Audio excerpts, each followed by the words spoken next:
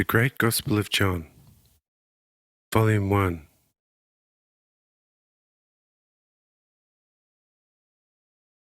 Second day in Sishar, Chapter 65.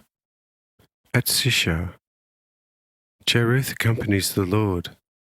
The guardian angel's service, seen with Roman mercenary soldiers.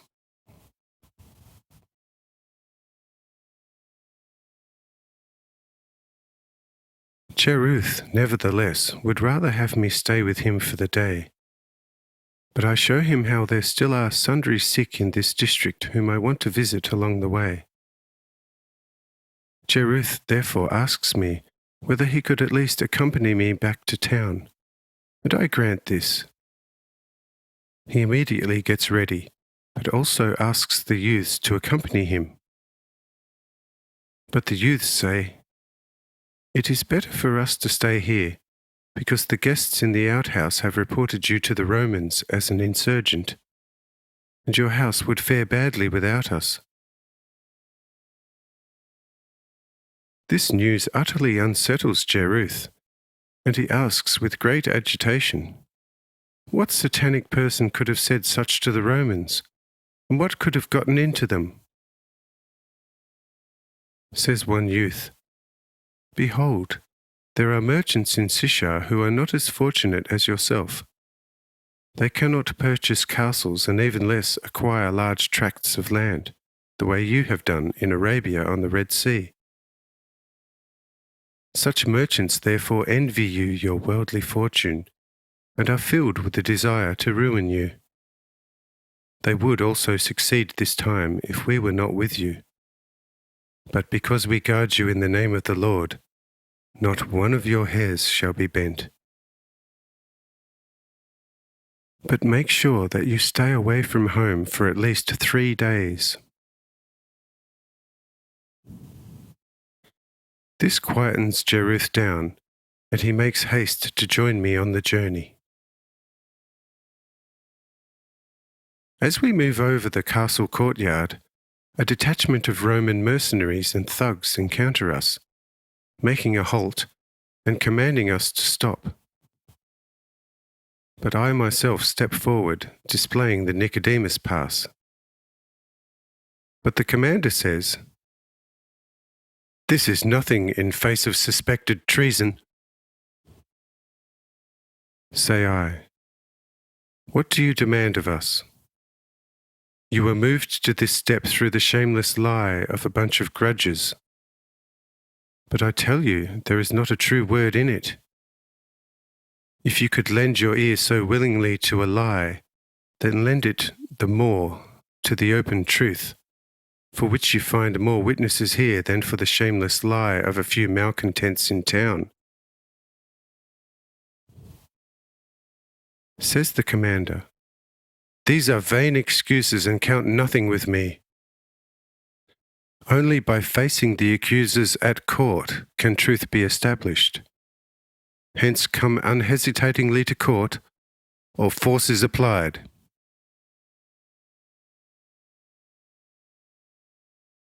Say I, "Over there is the castle. Its master only was reported to you as a revolter. Go there and see if you discover any trace of a revolt. But if you want to force us to follow you to your unjust court, then we can counter you with proper force, and we shall see who eats the humble pie. Do therefore what you will. My time has not come yet. I have told you that no guilt resides here, but he who is in the right should also defend it by word and deed."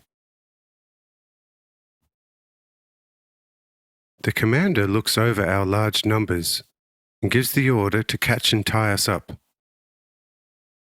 The mercenaries and thugs fall upon the youths first, trying to catch them, but the youths dodge them so smartly that not one can be caught.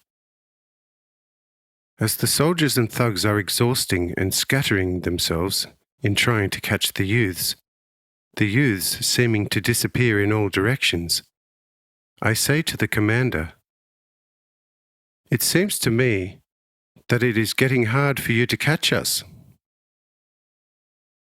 The commander heaves after me with his sword, but that moment one youth rips away his sword, throwing it beyond visibility and so destroying it. Say I to the commander, "Now then, with what will you heave and stab at me now?" The commander says with raging fury, "So this is how Rome's authority is respected here. Good, I shall know how to report this to Rome, and then look at your area shortly and tell if it's still the same one. Not a stone shall be left atop another." But I point to how his soldiers and thugs, tied up in ropes, are being driven forward by the youths. Seeing this, the commander starts to implore Zeus, Mars, and even the Furies to save him from such humiliation. But I say to the youths to release the soldiers and thugs again, and these do so forthwith. Thereupon I say to the commander, "Now, are you still eager to try your strength on us?" The commander says that these youths would have to be gods, as otherwise it could never be possible to defeat these his select warriors with bare hands. Say I, "Yes, yes, for you and your type they should be gods indeed. Hence leave us to continue our journey and continue your investigation in the castle, or worse shall befall you." Says the commander, "I herewith declare you innocent and permit you to continue on your journey. You, my troops, however, move to the castle, check out everything, and let none leave the castle until you have checked everything. I shall await you here." Says one deputy, "Why not examine them yourself in the castle?" Says the commander, "Don't you see my sword is gone? Such investigation is not possible without a sword." Says the deputy, "We are no better off by one hair's breadth. Of what legal force such swordless examination?" Says the commander, "What? You without weapons too? This is nasty. We can't do a thing without weapons. How shall we get on?" Say I, "Over there, towards noon, lie your weapons under the tall cedar.